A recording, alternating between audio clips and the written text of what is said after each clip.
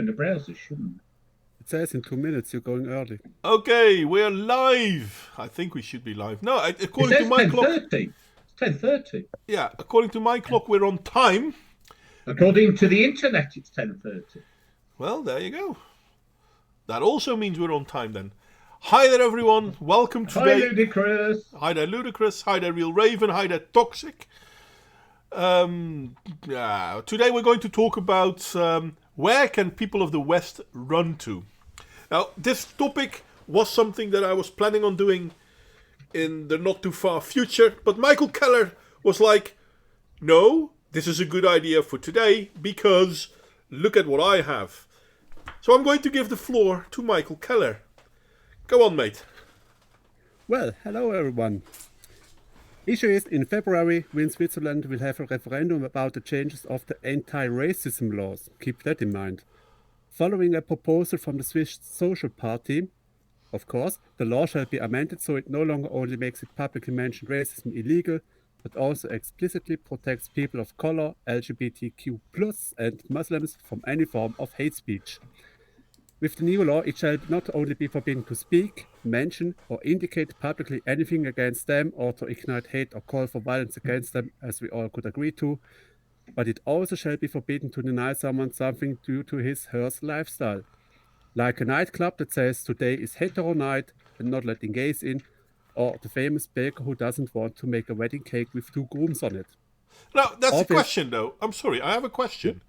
So what if the nightclub has a gay night? That would be considered a safe space for gays, so it would be completely legal to keep heteros out. So you have different laws for different types of citizens. Yep. Yes, that was the next point I wanted to come to. Okay, go on. Sorry, go on.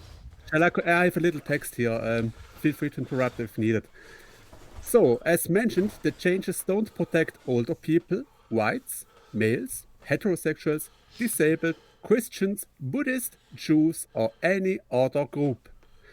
It will just protect people of color, LGBTQ+, and everything, and Muslims. Everyone else has to make use of the existing laws. Also keep that in mind. Socialists and federal councils keep emphasizing that this law will not prohibit opinions. It will just make it clear that you are no longer allowed mentioning it in public, which includes the internet. Fuck's sake. You can have the opinion, just don't tell anyone. Yes, that's exactly the point. They also forget to mention that there are several laws already regulating this, like the anti-discrimination law, which makes it forbidden a felony to discriminate against anything, but they include everyone. Also, the Swiss Constitution, which stands above all laws in Switzerland, clearly states in Article 8, quote, every person is equal before the law. Hint, no difference between anyone. Paragraph 2, no person may be discriminated against in particular on grounds of origin, race, gender, age, language, social position, way of life, religious, ideological, or political convictions, or because of physical, mental, or psychological disability. Way of life reads as sexual orientation because when the term was added to the Constitution, ironically, it was the LGBT without plus community that went against writing out sexual orientation, as back then it was a dogma, one is born as X, not gender is a social construct. Back then, they considered sexual orientation as indication for a choice, which wasn't a choice because you were born as that. Also, the new law will violate Article 16 of Swiss Constitution, quote, every person has the right freely to form, express, and impart their opinions, which no longer would be possible. So the changes of the law will not only regulate something that already has been regulated, it will have a severe impact for the non-protected. Because against us, discrimination would be allowed. It's not against the new law. Obviously, supporters claim everyone who's against this new law is Islamophobe, homophobe, and some more ists and phobes. And media go for it, so the changes have a good chance of being accepted, enabling thought control and speech control because, as always, it's just a question of time until hate speech will be extended to other topics. Making me ask, if these changes become part of Swiss legislature, will I want to live in my country, or would I want to go somewhere else where I can freely express my opinions, because I'm sick and tired of having rights and freedoms taken away from me? So Yeah. an absolute minority feels accepted. No, it's not that. It's, we had all this talk about equality, right? And then the minute they've achieved equality, they've just gone, oh, hang on, equality is a bad idea. Let's have anti-equality. And it just needs to be called out for the lying bullshit it is. It's like, no, equality, you cannot have special groups. Period. Yeah. It's not, it's why they say stupid things like reverse discrimination, reverse racism. It's like, no, it's racism, not reverse. But that's the thing, though. And I'm not even blaming the Muslims, and I'm not even blaming the gay people. Well, most of them. Because No, this but the point is, the principle, no hate speech. Yeah, no hate speech unless... It's against those who are not protected. Yeah, It's No hate speech.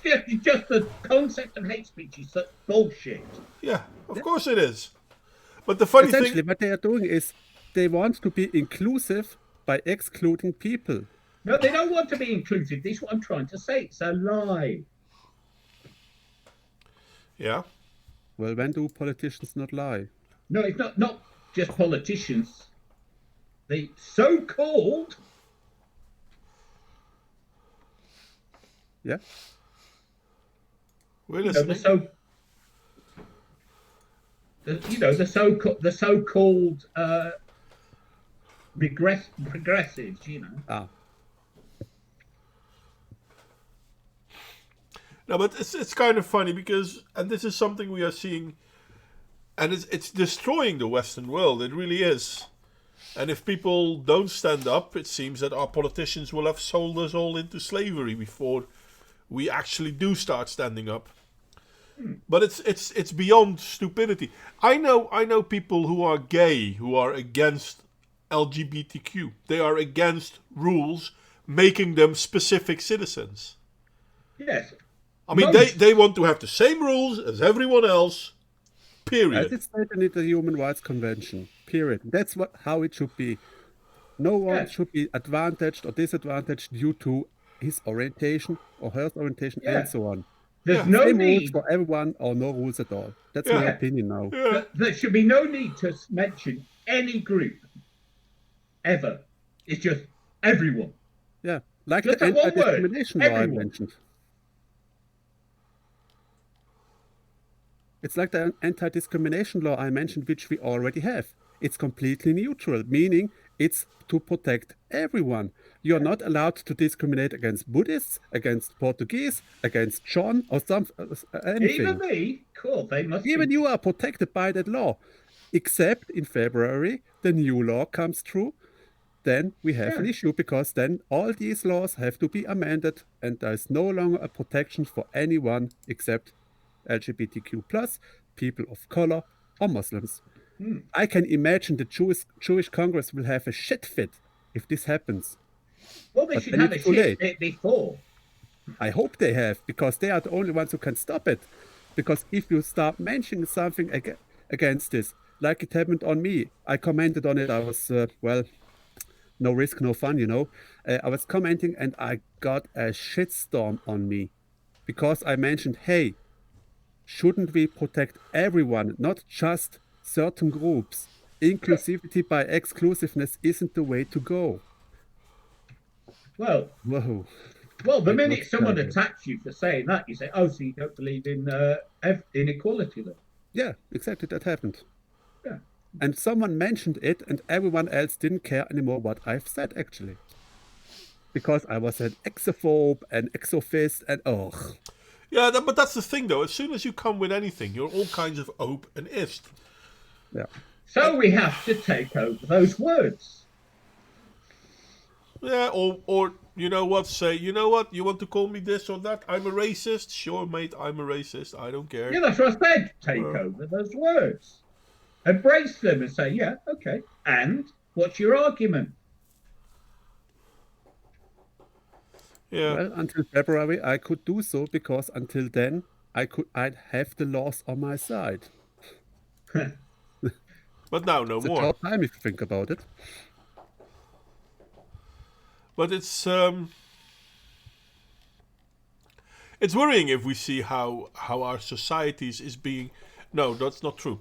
How our laws are being used against our society, Yeah. and it's And scary. by whom? And by whom? It's always the political left, always the socialists, always for Yeah. absolute minority. They no longer take care about if a vote has the majority or the minority.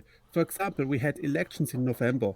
The socialists have gotten, listen to this, 19% of the electorates. 19, meaning 81% didn't vote for them. Do you want to guess who is asking for leadership in the government? Yeah. But it's the same thing. I mean, look at what happened in the UK. Labour got absolutely trunched. And still they talk about how they're the second biggest party. And how they should be taken serious. Yeah, this should be taken seriously outside. They are deluded fanatics. But I'm lucky to live in the only country where the left-wing parties accuse the Socialist Party of being right-wing.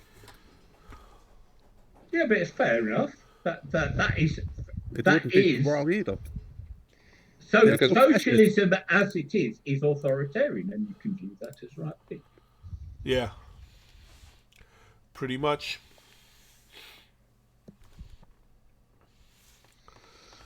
Of course, this reminds me of what we had in Portugal 2 years ago. The Communist Party in the left bloc, who according to them are the real left wing, they complain that not discriminating for black people was racist towards black people. So they were pushing for legislation that would recognize that black people are disadvantaged and that they needed special protections. Luckily, they could not create any legislation because they asked the Constitutional Court first. And it took the Constitutional Court 2 years to make a decision. And they decided that it couldn't be done because the Constitution of Portugal defines that you cannot discriminate in any way, even if it's positive. So, Yeah, but right, it took them because it's still discrimination. Yeah. But now what they're trying to do is seeing when they can have a vote to amend the Constitution. But I'm not sure that's going to be possible because for constitutional amendments you need a 2/3 supermajority, and there's no way that the right-wing parties are going to go for it. Yeah, they're not going to get that either. No, but I mean, if we're looking at what the left is doing, and this is worrying because it seems that after Trump's win in America, all over the world they are going into overdrive. And then they lost in Italy. They lost in the UK now. But they were happy because Macron still won in France. And look at how France is doing. Bloody French. Well, Well, he's boning his teacher. What do you expect? well, Sure, he did it for better marks. yeah, probably. It's worrying though, because I mean, which European country, which Western country at this point in time, can we still consider themselves safe? Hungary. You see, Ukraine. yeah, they're Eastern. Well, Ukraine I wouldn't consider to be same because, well, they're the putsch regime by the EU, by the European Union. Well, I don't want to move to Norway. It's too cold. Yeah, but Norway isn't that great either. Even though in Norway political voices are actually speaking out against what's happening in Sweden, so they're trying to turn away from the identity politics. So that's a positive sign. But they're not at the same level yet. The thing is, in Portugal, we are very specific about the people of color that we're trying to smuggle in. We have an organization of Portuguese-speaking countries, the CPLP, which kind of functions like the British Commonwealth but less organized. And specifically, we have admitted and we have lobbied for being a point of entry for Brazilians, Angolans, Mozambicans, and from our former colonies, but only those. Uh-huh. So they're going to have a good football team. Yeah.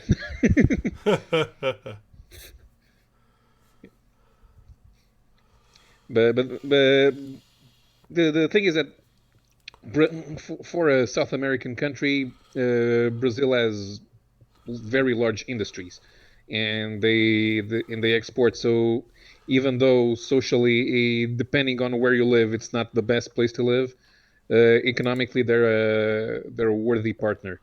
For the African countries, that depends. Well, no, but if you're bringing people in, it's still about cultural homogeneity. Yeah. Which is why people from the British Empire, as was so successfully integrated into Britain, because culturally they had been assimilated in their own countries. Yeah, they were standing for the same thing. Yeah, exactly. We have the same relationship with our former colonies, and we still think of our former colonies as ours, spiritually at least. And if they come from our colonies, they're pretty much they're welcome. They speak Portuguese. They integrate. Yeah. They bring along spicy food and kizomba music, but that's okay. Well, yeah, but they want to be where your country as your country is. Yes. That's the important point. And in all fairness, Toxic, thank you for the invitation of coming to the US. But I don't think the US is doing that much better. I mean, don't get me wrong. I'm pleasantly surprised. I was thinking about moving to Texas, except Austin, of course. Well, no. I'd go to Utah. I've got to say, nothing to do with Texas. Well, actually. That's where the Mormons are, because there you can have several wives, right? No, I don't want any. I've had one. That was enough. Yeah, indeed, that's enough. No, I mean, I don't mean it for that reason. I just mean, at my age, last thing you want are more wives. Well, yeah. No, but I mean, if we look at what's going on in America, it's too stupid for words as well. I mean, they're still debating whether the Second Amendment is the Second Amendment. Look at what's happening in Virginia. I mean, they've got a Democratic governor who basically said, I'm going to pick up all the guns from the people, from the law-abiding citizens of Virginia. And to show how righteous he is, he's okay with blackface because he's done that. And he's okay with late-term abortion. And when I mean late-term abortion, up to the moment of birth and after. Shortly after, I assume, but still. And these are the politicians. I mean, I'm sorry, Toxic, I like you, I love you, don't get me wrong. I don't believe America is that sane a country, to be honest. Now, mind you, I don't think which country is sane at the moment, but neither is America, let me put it like that. Well, now, America's a big place and they're culturally diverse. True that, but... And so, yes, there are awful, scary parts of America, and there are nice, friendly parts of America. And I don't think it helps to paint them all. It's the squeakiest wheel problem, right? This Probably. Is the reason, when you were talking about, all the countries are going a certain way, right? Because who is driving it? The middle class, the urban middle class, the most entitled, the most vociferous, the most demanding, the most annoying people on the planet. Yeah, it's not even the middle class. It's the middle class youth. It's the urban middle class. No, it's the urban middle class. Well, it's mostly the youth of the middle class. It's not the old people. Some of them are old. Yeah, some of them are old. That is true. They are children in adults' body. Yeah. Thank you for Because the they're compliment, entitled Real and they're Raven. selfish and they're noisy and demanding. Yeah, it makes you wonder what else is going on, though. What do you mean you wonder what's going on? They tell you what's going on. There's no need to wonder. But it seems, maybe I'm wrong, and maybe I'm being oversensitive, but it seems that they're actually pushing for some sort of civil disobedience and civil war. Yeah, because they're entitled, selfish, noisy, demanding cunts. How are they going to disobey without guns? Well, in America, they still have guns. I never said they were They're always- thoughtful. The ones that want to disobey are the ones No. who. I never said they were thoughtful. They're not capable of thinking anything through. They're used to demanding, not thinking. Well, without guns, how can they back up their demands? Because they are convinced that as 5%, they are really 55%. Yeah, they kind of do like to think that they are the majority. Yeah, because all they ever hear, largely because they scream out everybody else's voice, all they ever hear is their echo chamber.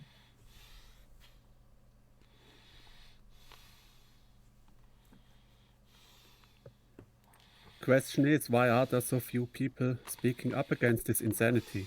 And There are. I there- mean, plenty of everywhere, people. everywhere they are going for essentially Marxist ideas. They Yes, go for Engels and Marx, the Kapital. And because nobody is speaking up against it. no, everyone's speaking up against it. It's just everyone then gets shut down. boycotted, sidelined. Hmm. You know, But but if we, you, but we still see our politicians doing just that, going for Das Kapital, Yeah. going for Some. Marx, going for Engels. Sorry? Some, No, quite a lot actually. fine, but not all. Yeah, not all, but more Too than many. indeed, more We than just some. had a massive conservative victory, and I know they're quite left wing, but they have rejected socialism on. John, ambiguously. John, you don't have to shout, mate. We're not deaf. But don't get me Not wrong. I do. I like to shout. I'm glad that in the UK people stood up against Labour and the Liberals. The Lib Dems were probably not as bad as Labour was, but they're both pretty bad, I agree. But this is not true for the rest of the Western world. I mean, you dodged a You'll bullet. catch up. You will catch up. John, the UK caught up. Because Italy was where you are now before you guys. Okay, so which is your point? You're trying to They lost the steps. No, actually, the point is with Italy, they have been at the point where the UK is now, but the European Union stopped them and made them change their government because the Italians decided, well, they are no longer taking this crap, and if the EU increases the pressure, they have to leave. And that's when the EU has shown how democratic they are. Once Quote, again. quote. In any case, the Italians are naturally suspicious of the right wing because of their political past. So they're always going to react to this type. And besides, conservatives in southern European countries are not the same as conservatives in the UK. They do have real fascistic tendencies, and they miss the good old days when the aristocracy could tell the peasants what not. Oh, yeah. No, I understand, but conservatives everywhere have their local flavour. Yeah, but Our conservatives aren't like American conservatives. But if Poland. we, The ironic part is, in Northern Europe, it's the same, but for the socialists, when they missed the times when they could tell the people what they needed to do and what's right or not. In the South, it seems to be the right wingers who do that. Yeah, but the thing is, okay, so we have, because the title of the stream was about the, what did he say? In the description, the people who are, the identitarians that are dead set on destroying Western countries, right? Mhm. Now, we have two distinct strains. You've got the Marxist strain, who think they can create a new egalitarian paradox, right? But you've also got the feminist strain where literally they just want to replace who's at the top. They're more than happy with the system. They just want to be the ones running it. Yeah. And these are very different motivations with very different outcomes.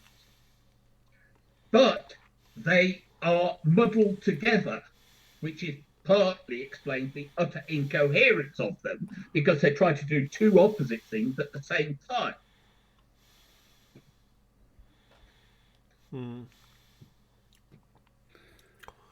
But I am yeah, I think worried is the best word. I mean, come on, we see again that the whole it's okay to be white is considered racist again, and people are attacked over it. This time even in England. Well, in Perth. Perth? You mean Perth, Scotland? Yeah, I know. That's not in England. That's why I said in Perth. But still, I mean, hell, what's the Scottish National Party? They call themselves. SNP. They call them. They are literally a Nazi party. They literally call Socialist. Nationalist Socialist, and they're completely blind to the fact that, hey, you know what? Maybe we shouldn't be berating everyone else for the very same thing that we keep saying. And there's another thing. Fascism never was about the race. And Well, now, that's because, as I said, they're all historically illiterate. yeah. But this is the world that we have at the moment. So where can Western people go to be safe from their own government? Whilst their government sells them out for whatever is the next flavor of the month minority.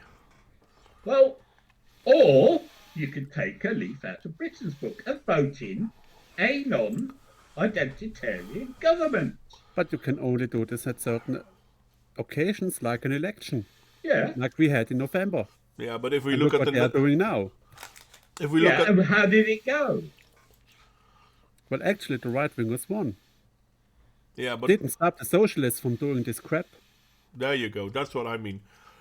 Listen, and this is something I've said earlier.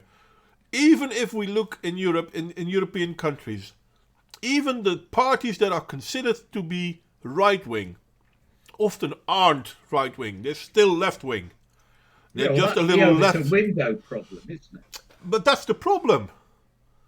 Yeah. So even if you vote against them, and you vote for the most right-wing party, then you're still going to have identitarian politics where they will try to appease the minorities. Listen, if you want to go for equality, everyone is equal, period. Don't care about your history, don't care about your sexuality, don't care about your religion. Yeah. These are the rules. Done. Yeah. And so the only it's like those kids in America who attacked that feminist author for being sexist and racist, Yeah. and just stand there and say, no, it's not equality if you discriminate. It's not equality if you're racist. And no, it's not reverse racism. It's not reverse sexism. It's just racism. It's just sexism. And do nothing but shout those things at them whenever they make the proposal. Yeah. But this is what we see. We see politicians saying, oh, well, you know what? You can't speak against those persons. You can't speak against those persons. Well, you can speak about white people. You can speak about heterosexual people. But that's it. Everything else is considered a hate crime. Is to say, no, civil disobedience. Well, it's just one of the more steps going into... No, you just have Civil to engage unrest. in civil disobedience. Yeah, as I said, this is the path to civil unrest. Yeah, fine. If that's what they're asking for, Yeah, but I'm not sure if I call that fine, to be honest. look, we just had an election which proved the vast majority of the country explicitly, not implicitly, explicitly rejected what they're doing. Well, that's the thing, though.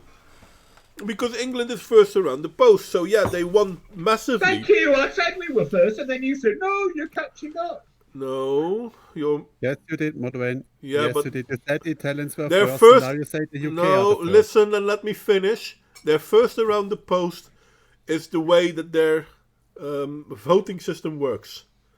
So the biggest party wins, the second, third, Oh, fourth you mean party... first past the post. Yeah, that's what I said. Yeah. So in all fairness... This isn't what you said, but okay.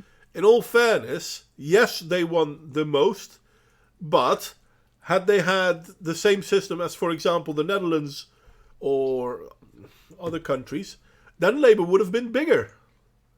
I mean, don't get me wrong, Labour would not have been big. You mean the gap would have been smaller?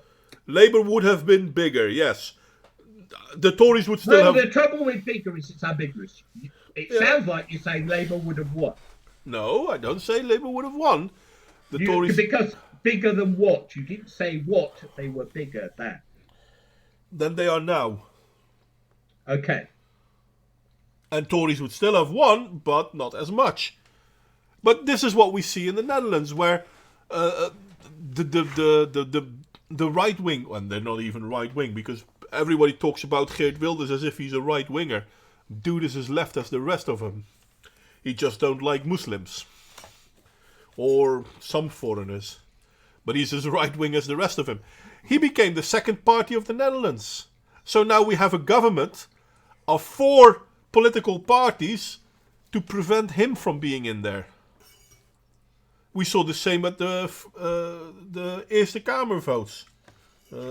What in English that would be the Lords, I guess. Mm-hmm. Where a new upstart party became second party. No, actually, yeah, I think they became second party, and they're doing everything. The established parties doing everything they can to prevent working with these people. You see, that's the problem. The problem with your analysis is simply our results are affected by our system. No, they are. Our results are affected by our system. People vote tactically because of the constituency in which they live and the fact of the first past the post system. If we had proportional representation, I'm not saying the Conservatives would have won. I'm merely saying the results would be different. Yes, okay, fair enough. But that's not what the point I was trying to make. The point I was trying to make is that political parties in most of the Western world still have it in them to stop any progress that is not the progress of the progressive. Most of the parties that we still consider right-wing are still progressive as hell. Yeah, well, that's not the point you actually made in any explicit sense whatsoever. Yeah, but that's because I get interrupted constantly. I have to constantly restate what I was trying to say. I mean, back and forth, which is okay, but then it makes it hard. So, as I said, if we look at a party like PVV, Geert Wilders' party, everyone talks about how he's right-wing, but he's not. You said all this. I know. Stop, please. Don't. But this is true in just about every Western European country at this point in time. And then there is one party that may be considered right-wing, which is a farce anyway, but let's pretend they are. Then there are 4 parties that are not right-wing. Mm-hmm. And that one party will not get as much vote as those other 4 parties combined. So what you're saying is that the electorate of Europe is inherently left-wing. I'm not saying the electorate is, but the politics... No, you must be. You're saying all these parties are left-wing. Let me finish my sentence. You're complaining that I'm not making sense because I'm not saying this or that, but when I am trying to say something, you interrupt me. Our politics is vastly left-wing and vastly divided. And most people are stupid. Most voters don't look further than, okay, it's time to vote. Okay, last year I voted for these guys. I'll probably vote for them again. Most people don't know what's going on. I mean, seriously, Michael started about how he, on a website, talked about how he felt that the way the stuff in Swiss was turning to shit. How did people respond to that, Michael? You want to reiterate that? Well, they considered me to be sexist, homophobe, racist, Islamophobe. What other phobe did they call me? I can't remember. And these are people that most of them don't even know why they are saying this. I'm Because sorry. because they didn't agree with my point. Yeah, but That's why they said it. but they don't even understand why they don't agree. They just know that they don't agree because they've been told that this is not how it is. Have you any evidence for that assertion? Yes. Look at the simple thing as it's okay to be white. Look at look at the I don't know how to call this, but the reaction people give to that. You say people. Yes. Okay, so my first question is, the people that Michael was interacting with, how representative of the population are they? The question is not Are how. they representing the population, or is the media, who is notoriously on the left side of everything, was there any, shall we say, moderation that only certain comments came through? Because first to create the illusion of being not censoring things, they let my comment through, and then they let only the counter arguments through. Yeah. So they're basically ideologically stuck, and this is No. true. But this is my point, Margaret. You see, you're saying that the reaction to Michael's comment is somehow an accurate reflection of the whole Swiss population. John, Now, it is. Modway. Now, the British electorate repeatedly made the number one point on the doorstep that they didn't vote Labour because they don't want Jeremy Corbyn and they don't want socialism. Now, you will not hear that online. You don't have to shout. We're not that far away from our microphones, mate. You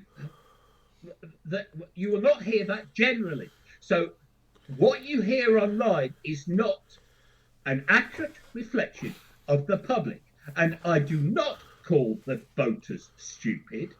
In Britain, they prove the opposite. They prove cynical and highly conscious of what's happening. Because in Britain you had 2 years or 2.5 years of Brexit. I mean, after a while, before that.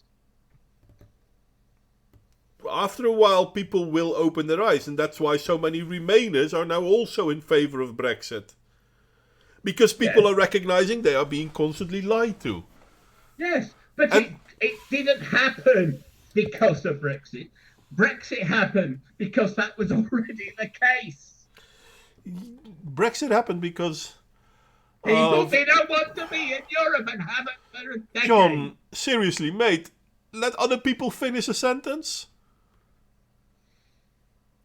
Brexit happened because the politicians at the time that called for the election, who was it? Blair, I think? No, it wasn't. It was David Cameron. Cameron, okay, that's the one then. They didn't think they would lose. It's not the point. No, but that is the point. No, it's not. You know nothing about our politics. Please do not comment on why British people do things in Britain, because you don't. I'm not talking about British people, mate. I'm talking about politics. No, you said we were talking about the mood of the British people and whether they're stupid or not. You don't let me finish. You don't let me say anything. You're just shouting, and then you claim to know what I mean. I'm sorry, John, but that doesn't work. But you did. You said you were talking about the electorate and how they don't know anything. So I make a counterpoint, and now you're saying, no, you're talking about politics. You don't make a counterpoint, you interrupt. That's not the same thing. So please let me try to reiterate. The politician in Cameron and his people said okay to the whole idea of the referendum because they didn't think they would lose. Now, there were a lot of British people that were already very much not in line with the idea of the EU.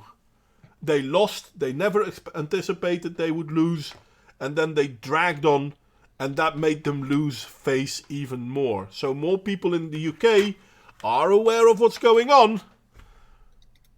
But how is this going in Germany? How is this going in Italy? How is this going in Spain? How is this going in Australia? Catalonia is separated from Spain.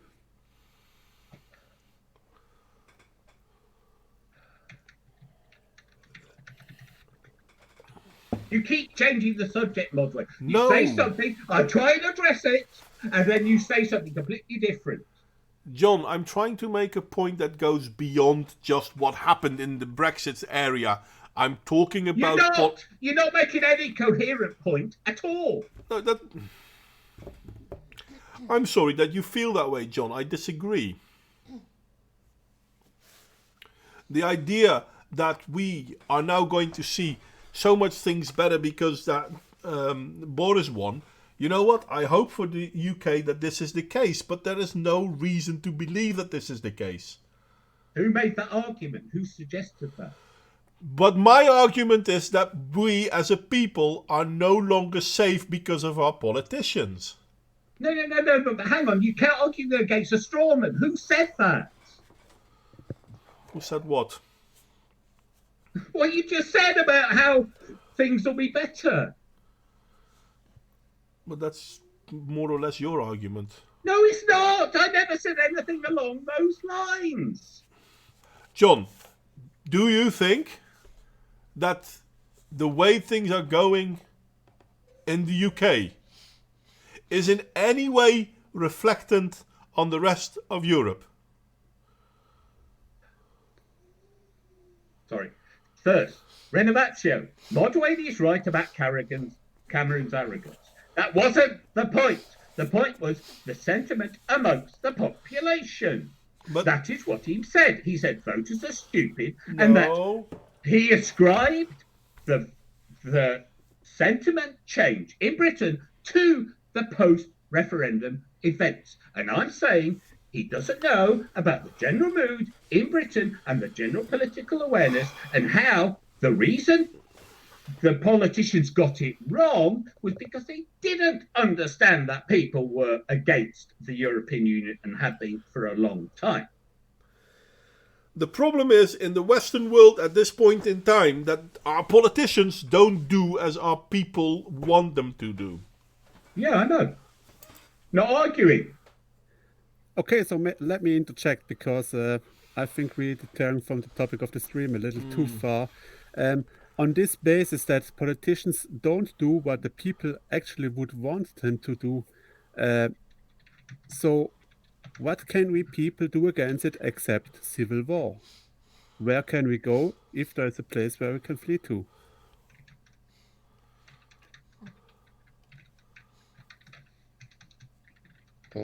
Real Raven, I need a beer. Well, there are possibilities in Latin America and even in Africa, but you have to make yourself useful. Because in African countries, they are looking for people with particular skills, and they're willing to pay top dollar. Yeah, but the problem with African countries is that the chance of you being killed is pretty high.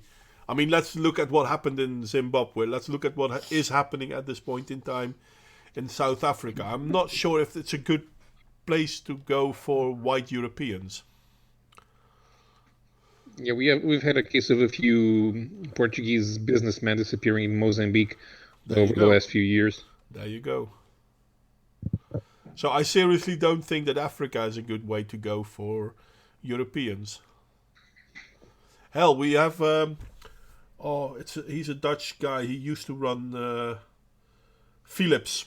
I forgot his name, and he went to, I don't know, one of the African countries as well. He married a woman there, and in the end he got kidnapped, murdered, and his and his woman is implied in the one that set it all up. So I'm not sure if those areas are that much of an improvement for white Europeans, Western Europeans.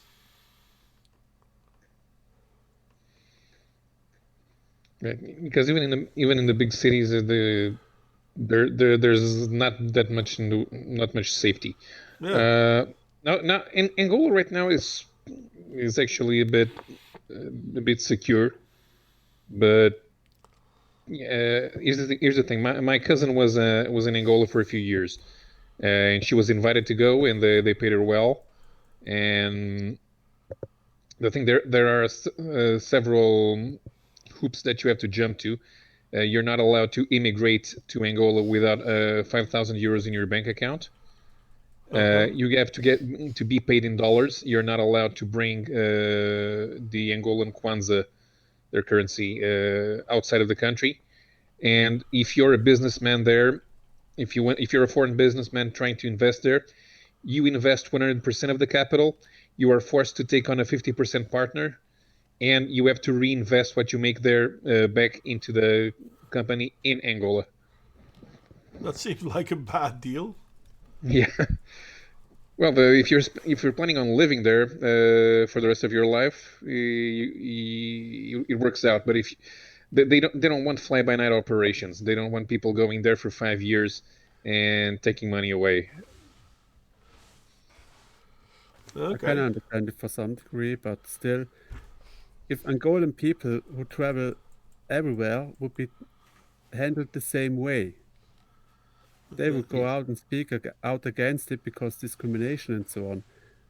Just look at what the Russians did. They had a similar way of thinking. You had to have a 51% owner in Russia because Yeltsin back in the day sold the country short. And then they made the change. No, you have to have 51% of stocks in Russia. And well, since then they are the bad socialist country again, even though they just protected themselves. And I can understand for some reason, but I'm not quite happy with it. Right. Well, since we're talking about Europeans moving to these other countries, even if you're forced to take on a partner, the point about having to reinvest there is actually moot because you will be living there. So if there was a significant European presence that was ongoing for several decades, it would eventually adapt to local surroundings. They would consider themselves a part of the country. Yeah, well, as I said, look at South Africa, look at Zimbabwe. Yeah. Even that doesn't mean they're safe. Right. I guess it will depend on the country. I've read a couple of articles a few years ago that Ghana is pretty much open to foreign investment in foreign workers, even from the civilized countries. Senegal is always a good place for business. But yeah, the rest of the country right now there's a civil war going on in the Central African Republic. Which is, of course, a place where nutters usually get into power. Mm-hmm. And the Democratic Republic of the Congo, it very much depends on whether European international businesses like who's in charge, because otherwise they'll send the CIA to murder the president, like it happened with Patrice Lumumba. But yeah, you got to know when to pick them, but it's a crapshoot most of the times. Yeah, and therein lies our problem. Now, Toxic says Brazil might be a good idea. No. Yeah, that's what I thought. Here's the thing. Bolsonaro is not Trump. Bolsonaro is a real fascist. He was a part of the military machine during the military dictatorship that ended in 1985, and is a fundamentalist Baptist. and he wants to change the constitution of the country to include Christianity as a part of it. As for the rest, there's a lot of zones in the big cities are unsafe. Rio de Janeiro and São Paulo have very large favelas. Where there are millions of people there. They have they have altercations with the police every day. And even if you move if you move to the northeast, there are business opportunities, but it's a bit like Sicily in the 1950s. If they don't like you, they'll shoot you. Yeah. So in South America, probably the safest countries are Argentina, and even though there are protests now, Chile, but the rest isn't safe. Yeah, and Chile, as you said, it's in protest now, so who knows how that'll turn out. So maybe we can move to the Falklands? That's a small island. Yeah. We won't all fit on the island. Yeah. Well, if you go modern, you can use your Dutch skills to gain land from the sea. From the sea, yeah, that's true.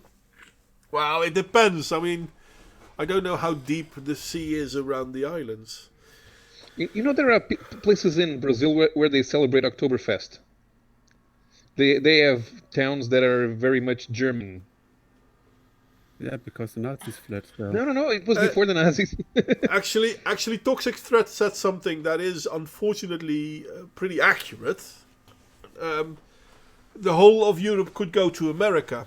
I mean, the country is big enough, and yeah. Can you handle 700 million people? Yes. Well, Do we have to move to Idaho? I don't want to move to Idaho. You don't have to move to Idaho, no. The whole the whole world could move into Texas, and still have obviously a lot of new houses need to be built, but we will get guns to all of you. Hey, I'm sold. So the Germans, the German enclave inside Brazil is called Santa Catarina. It's in the state of Rio Grande do Sul, which is where the Gauchos live. Uh-huh. So it's probably the whitest state in Brazil.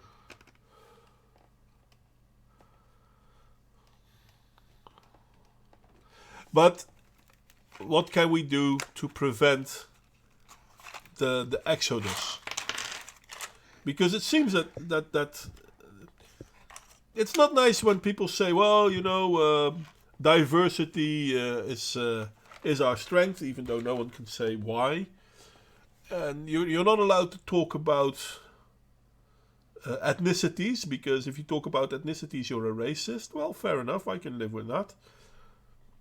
But the problem isn't ethnicities. The problem is how we deal with these situations. I mean, I have no problem with people from other countries coming to this country. I do kind of want them to assimilate. Exactly. And that doesn't mean that they have to do precisely what we say. No, you can have your own things. I always say there are 3 rules. You have to speak the language, you have to obey all the laws, and you have to take care of your own income. Yeah. Now now that we have first generation born in the country, the Ukrainians are adapting quite well to Portugal. Yeah. The Bulgarians not so much. The Romanians already left. They were real gypsies, not like V. Mm-hmm. Our gypsies don't like the Romanian gypsies. Yeah. I know. There's lots of different gypsy tribes as well. Or families. They're not even tribes, they're families. Mm-hmm. So yeah, there is that.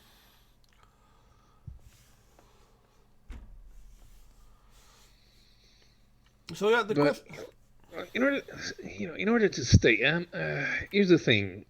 In spite of the fact that we have a very punitive taxation system right now, we are not collapsing. So No, not yet. maybe the high cost of living will scare away mass immigration, but I'm not sure they understand the true cost of living until they actually have to live here. Yeah, but that's the worst part. I mean, at the beginning, they're not going to understand it either because governments will pay them. In some countries, here in Portugal, they don't. Which is a good thing. There was during that first wave of migrants when they were trying to distribute them across Europe, we asked for 5,000. We got 160, and most of them didn't stay because they weren't being paid enough. Mm-hmm. And after a few months, it was any subsidies they were going to end. Yeah. Well, subsidies are the death knell of the Western world, to be honest.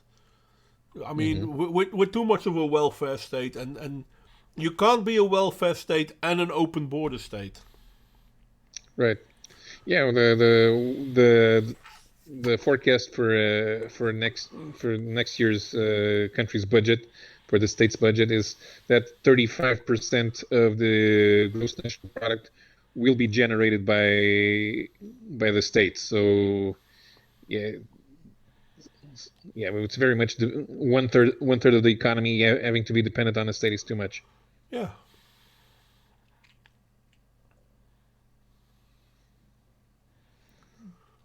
And there is that's one of the problems we are having, and in a way, I'm happy for Portugal that they're not, falling in that bullshit. But then again, Portugal isn't a rich country, so they can't afford that. But if we look at countries like the Netherlands or France or Germany, countries that have a long history of being rich, they're now so much in debt because they're lending money to pay for the welfare system that's basically destroying us. Yeah.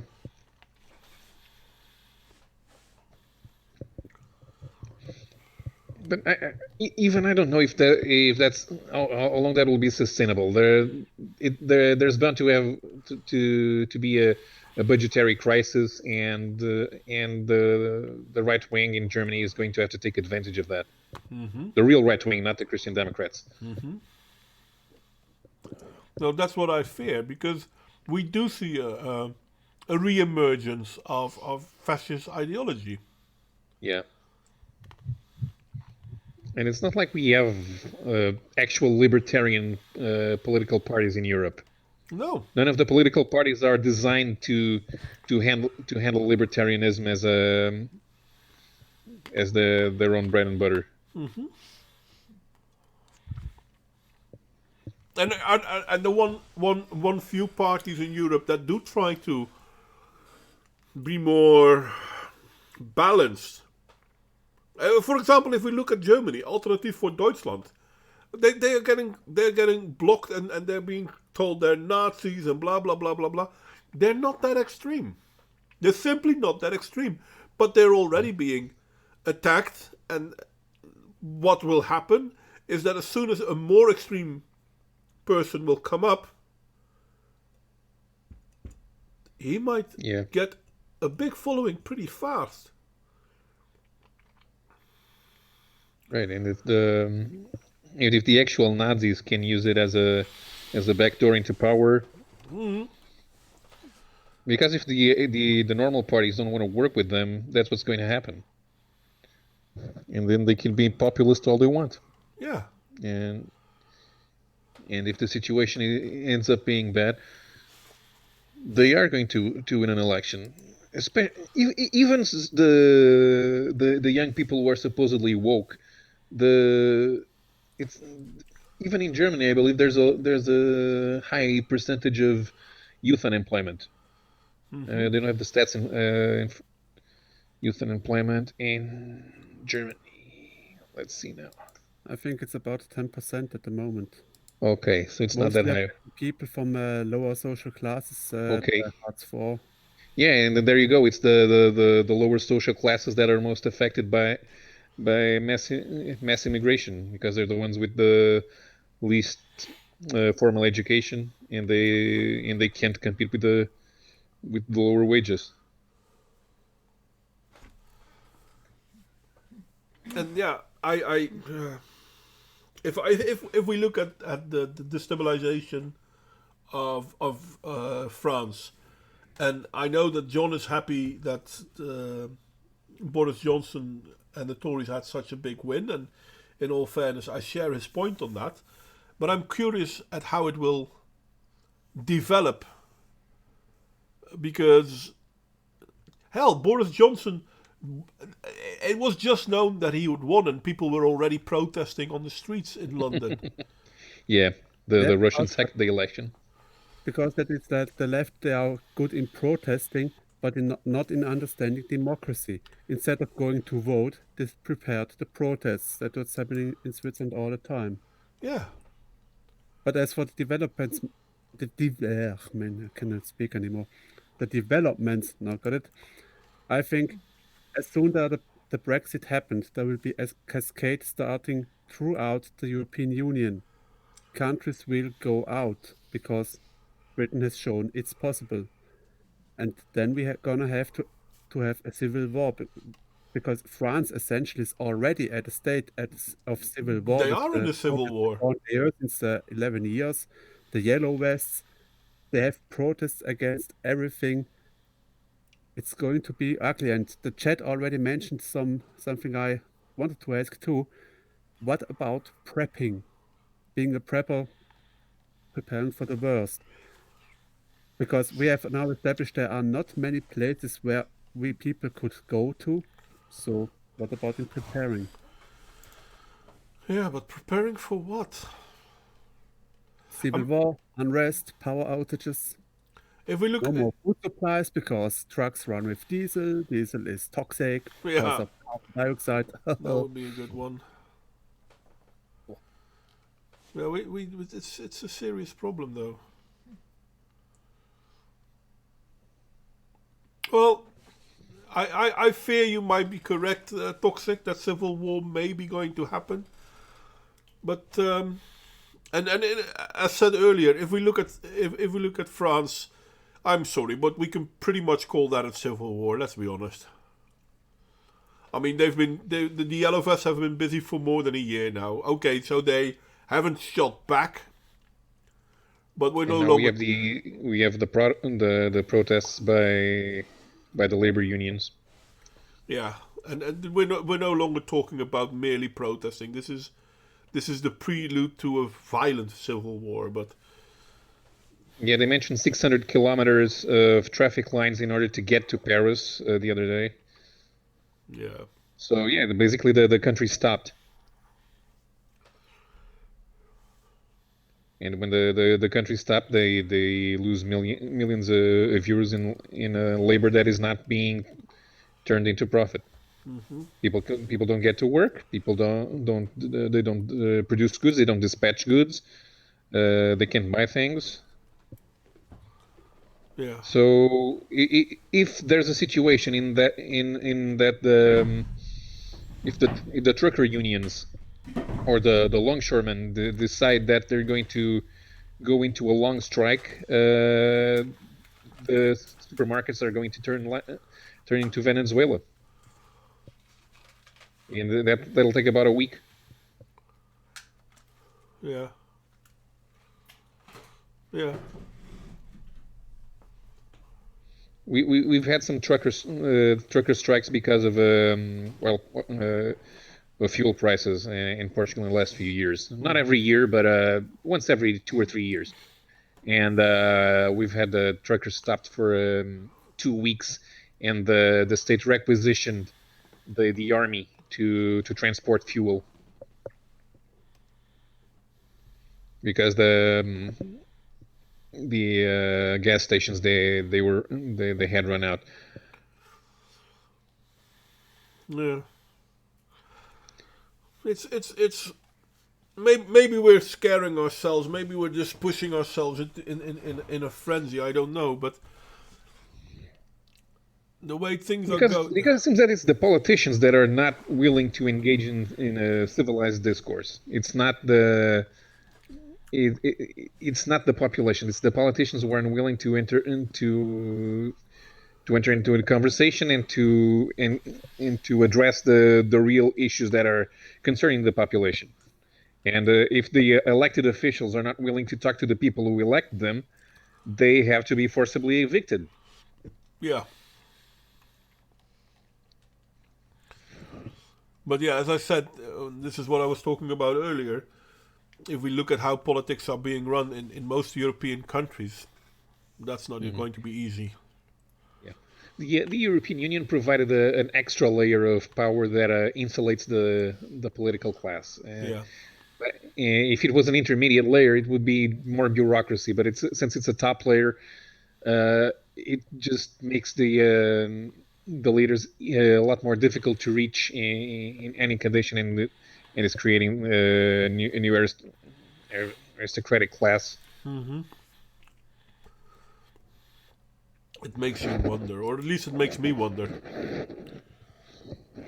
And they're behaving like aristocrats in the way that they no longer believe in national borders or in nationality. Aristocrats didn't have a nationality. They could own land in several kingdoms. They would be the Earl of something in France and the Duke of something in Italy. So the notion of siding with a country was not profitable for them. Yeah, no, but I mean, even at the beginning of the 20th century, when we look at fascism, Mussolini actually said that to consider citizenship something akin to ethnicity is stupid. Ethnicity means nothing. You can be from any background in the world, but when you're in Italy, you're an Italian. So the idea that fascism and racism have anything to do with each other is also simply not true. But yeah, they keep pushing as it is. Right. And I'm not here to the Italians were allies of convenience to Nazi Germany. Oh yeah, no, they had nothing to do with. I mean, Hitler was impressed by Mussolini's fascism, but that's the ideology, not anything else. I mean, military Italy had nothing to do with the Second World War. I mean, yeah, they were officially allies, but and they fought in Africa. Yeah, they got their asses handed and to in them. Yugoslavia. They did fight and in in Greece. Yeah. They had their share. Well, they did their share, but they weren't enough. They weren't an effective part. I mean, if not for the German military, Italy wouldn't have been able to do much.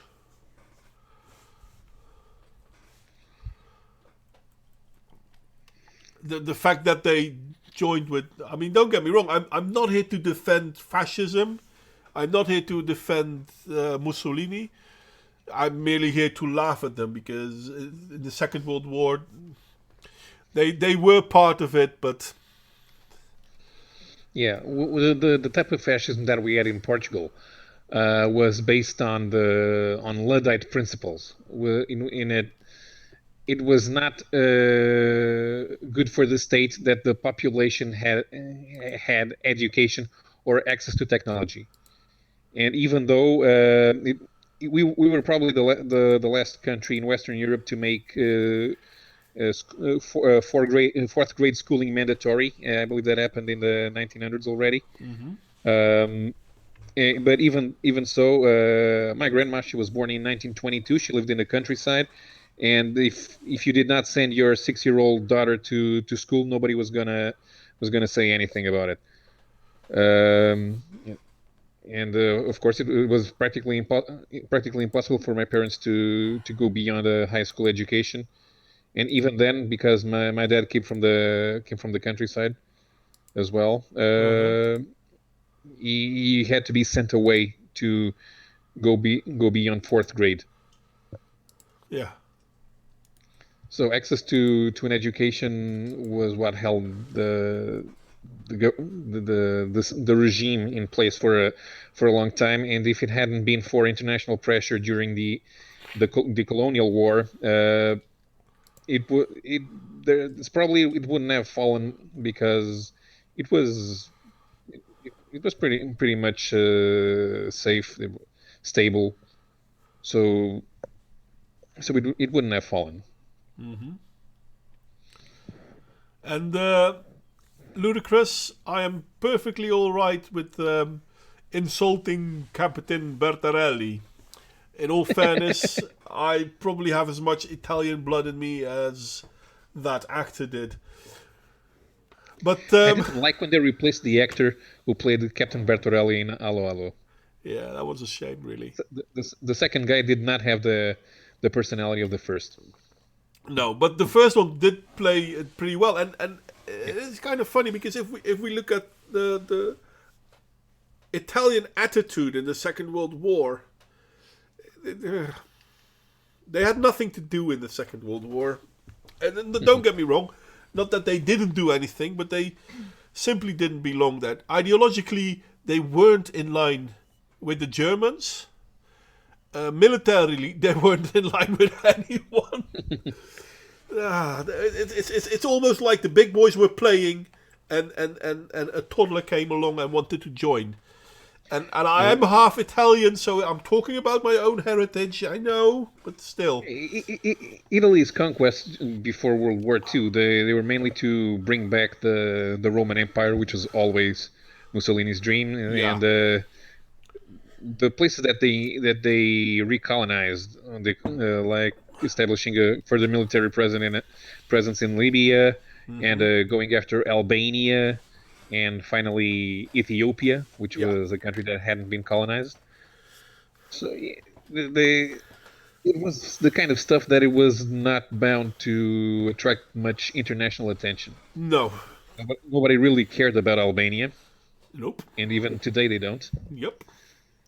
And well, Ethiopia, it was they I think everybody was kind of happy that somebody finally took care of the remaining African country that had to be colonized. Well, hell, they had a hard time winning that one as well. So,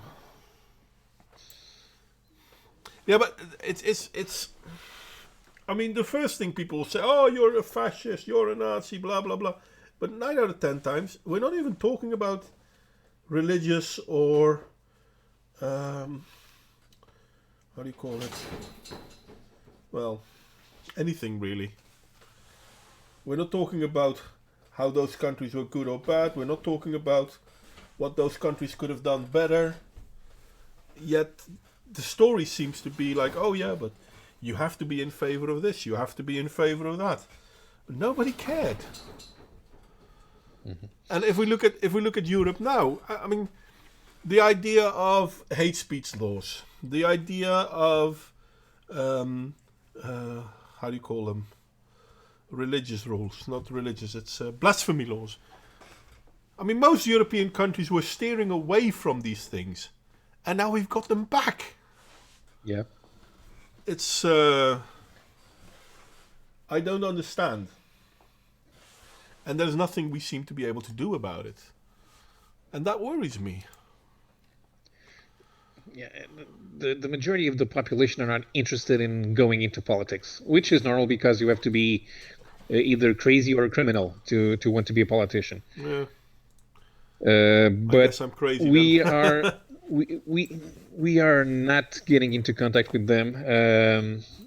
If there was some way that we could have devolution of power from the centralized states into local power, to have city halls do a lot more stuff without needing intervention from the central state, it would be easier for the populace to get in touch with the center of power, because well, you'd see your mayor going down the street and you'd be able to walk up to them and say, "Hey, idiot, why aren't you doing this?" And that's impossible with a president or prime minister. Well, I'm not going to say there is no use for a government, because obviously there is. No, there's a use for a government. The people say, "Oh, I'm against the government." No, we need a government to be in charge of public utilities.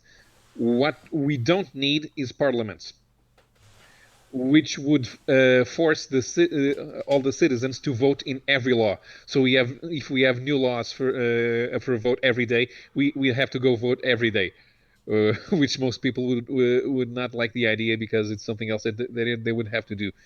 But I find that the notion of representative democracy is not working out, because the people you elect as your representatives will have their own ideas of what they want to do.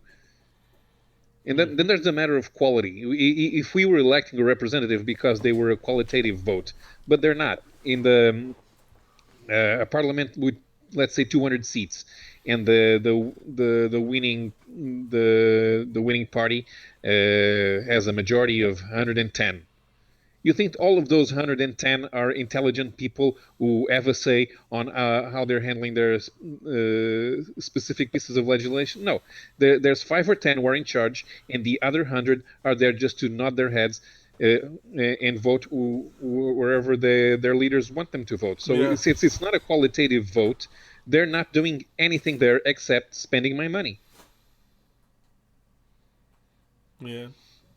Toxic is saying that we have local governments that sold out to globalism. Yeah, that's also true. But well, as Toxic said, there are local governments that do sell out to globalism.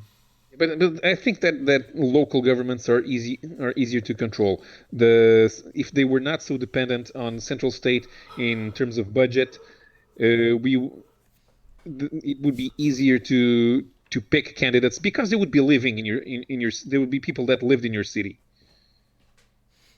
They are they would have more to lose if something happened on a personal level, if your city wasn't doing good.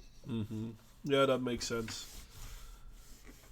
Though, yeah, there are lots of politicians who can see that their city or their constituents aren't doing good, but that's okay because they still get paid. That's also a problem. I mean, corruption is an unfortunate problem with politicians. This is probably why, in all fairness, I think we should have term limits. I think term limits is the best word for politicians, because you need something to stop. Yeah, we introduced term limits to how long a mayor could be in power, which is right now 3 elections, 12 years. But after that, the party sends them to another city, and they can be mayors there. So it doesn't actually fix the problem. There are no term limits on how many times you can be a member of parliament or a prime minister. Okay. Although in terms of government, you end up having rotativism, because sometimes one of the two major parties wins, and the next time the other major party wins. Yeah. But there are people there who stay there for 40 years in parliament. Or there's like we had an MP a few years ago. If you have 2 terms as an MP in Portugal, you're entitled to a full retirement pension, which is of course a slap on the face of everybody who has to work for 40 years to get the same pension. And we had a 40-year-old who, after 2 terms as an MP, I'm going to put in my papers to retire. It was a scandal, but what were they going to do? It was legal. Yeah. Well, if we look at Europe, I think the first problem we have is the European Union. The idea of a European Union isn't a problem, but the way they put it into work is. And if we look at the problems France is having, it's basically the same problem Italy has. It's basically the same problem Germany has.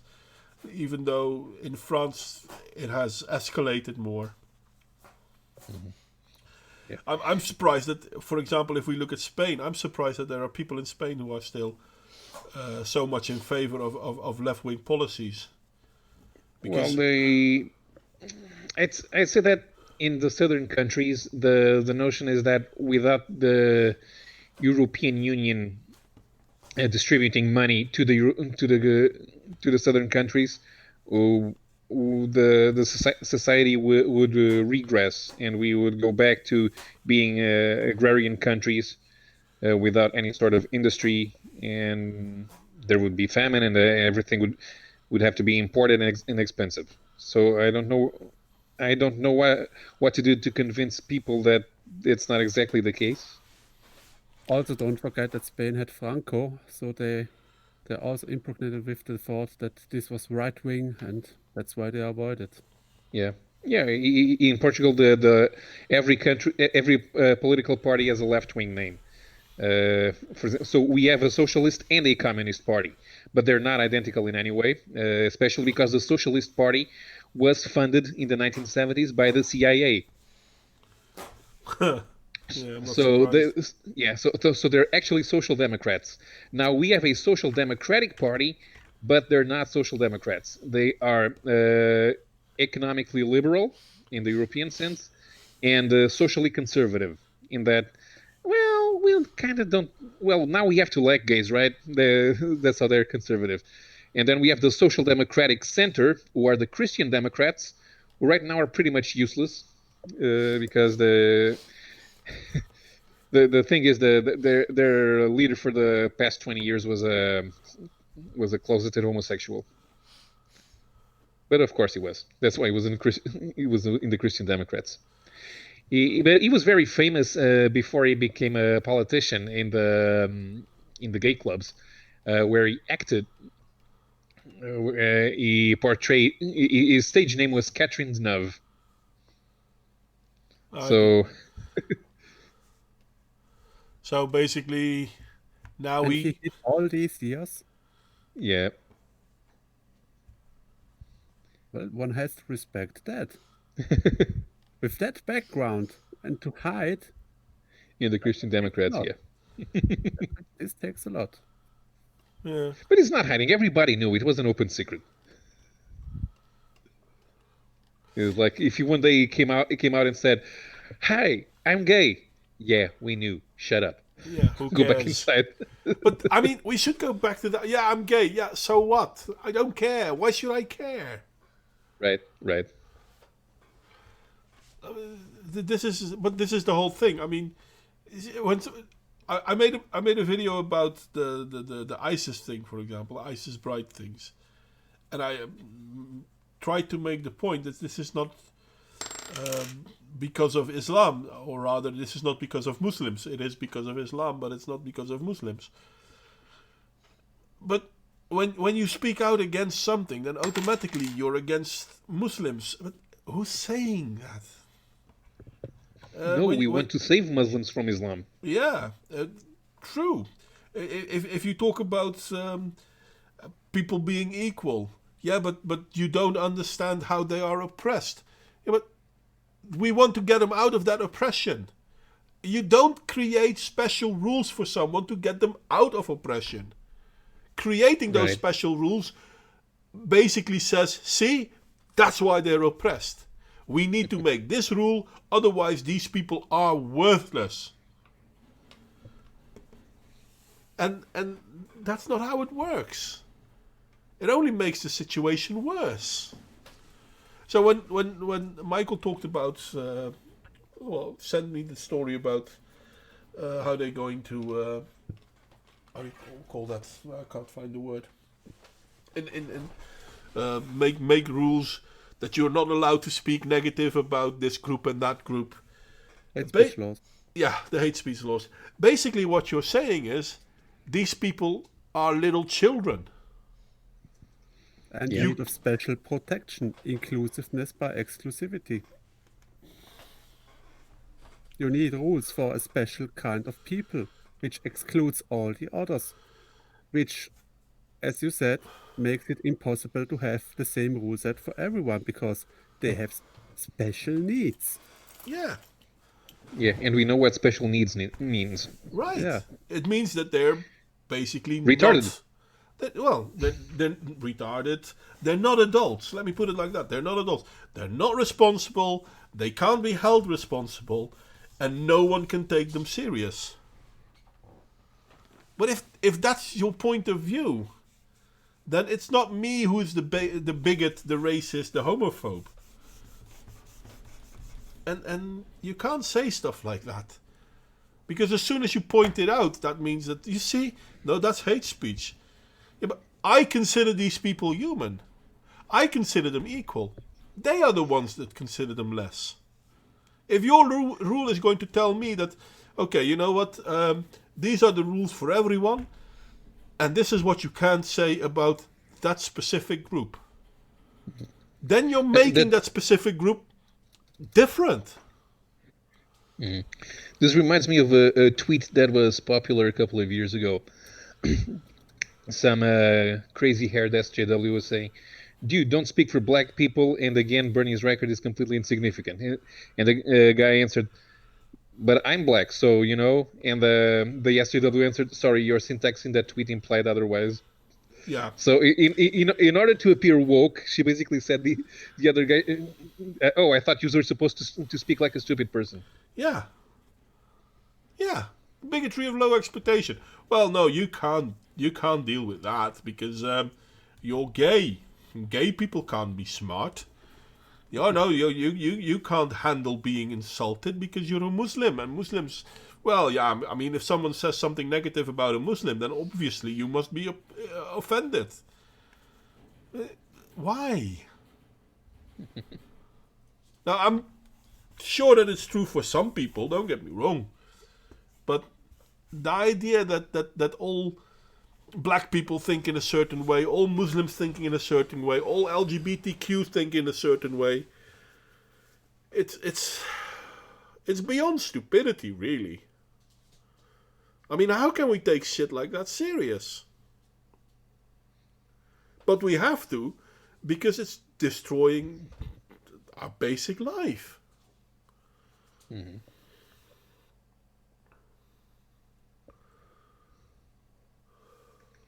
So yeah, I mean, once Europe would fall, where would we be able to go?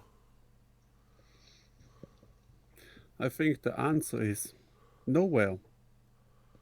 Because if Europe falls for this shit, where would people be accepted in? Because they would check out, are they the lunatics who brought Europe down? I mean, look at the United States with their immigration policy already. It's already hard enough to go there. Canada is implying the same standards. All the other countries who are saying enough would stop immigration from Europe instantly. It's going to be a hard time. Yeah. Because, and I can understand it, because how to ensure that you don't import the insanity that caused Europe to fall, that will bring up civil war. How to stop it? Yeah. By not letting them in. They will essentially do what Europe should do at the moment. It's difficult. Okay, so let's try to do a little bit positive now. I mean, half an hour stream left. Positive? Yeah. Who has anything positive to say?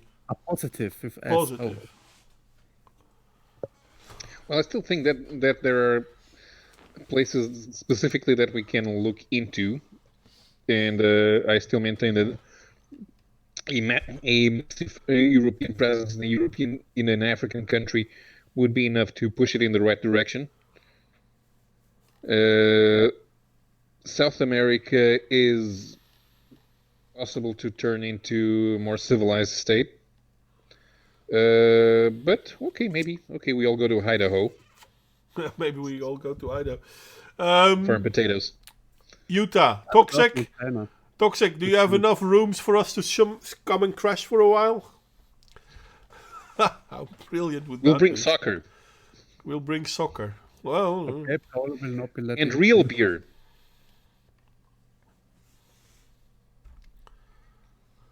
real beer from Portugal. No, real beer from the rest of Europe. Oh. The American beer sucks. They have stuff on their Budweiser, and Budweiser is beer flavored water. Should try Swiss beer, so you should try Swiss beer. well, we could just start making more mead. Let's be honest. Bees are dying, so we need to get more bee colonies up. And Yep. if we got more bee colonies, that means we got more honey, so we can make more mead. That's a good idea. Oh, sorry.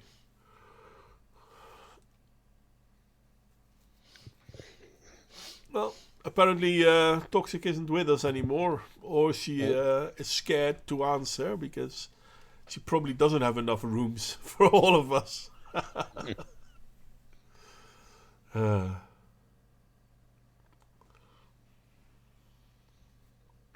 No problem. We'll find places to crash, but not San Francisco. No, well, yeah. They have to clean it up first. In all fairness, though, I mean, I'm from the Netherlands, so I wouldn't want to live in places like Florida, California, New Orleans. It's too hot. Dutch people need to move to Colorado because the weed is legal there. No, I don't care about that either. I mean, I don't partake. No, but it's more the environment, not the environment. The how do you call it? The weather. Yeah. I think closest for me would be Georgia. Okay.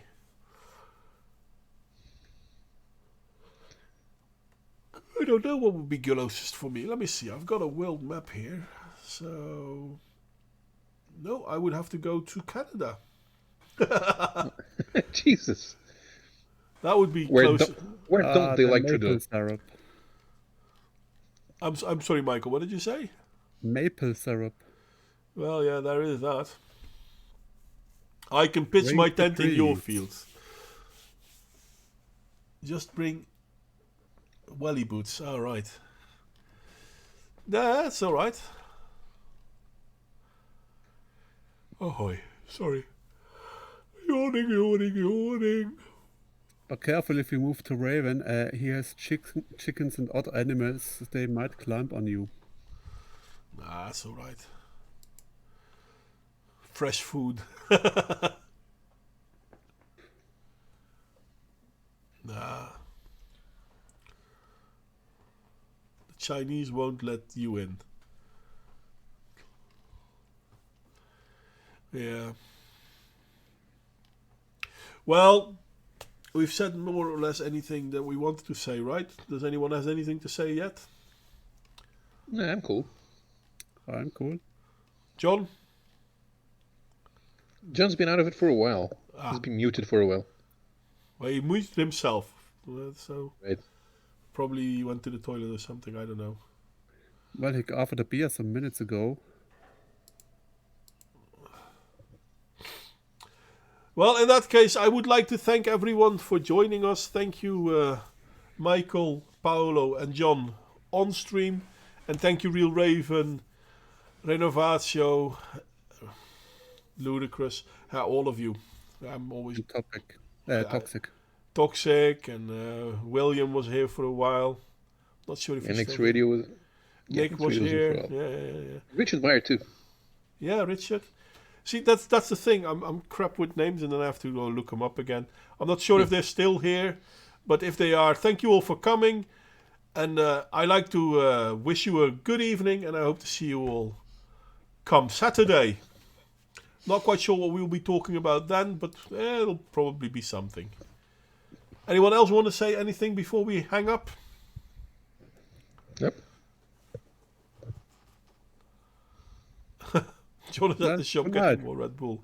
Okay, well, in that case, I'd like to thank everyone, and I hope to see you all next time.